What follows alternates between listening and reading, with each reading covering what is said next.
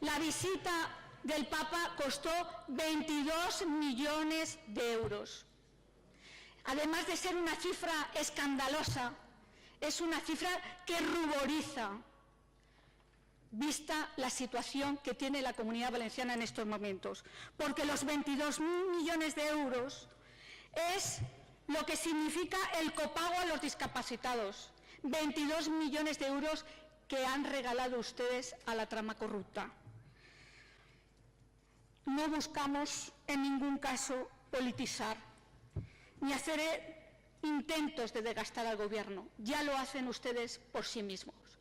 Si tuviéramos que seguir las recomendaciones de algún diputado que ha intervenido esta mañana en la tribuna, de separar las cuestiones, podrían disolver ustedes las cámaras y nos vamos todos a los tribunales a hacer oposición.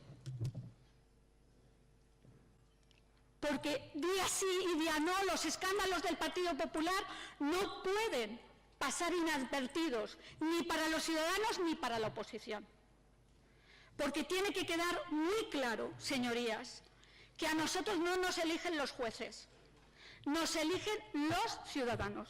Y por tanto, nosotros tenemos que en esta Cámara, dar respuesta a las preguntas que se hacen los ciudadanos. Y ustedes tienen que responder políticamente de sus actuaciones.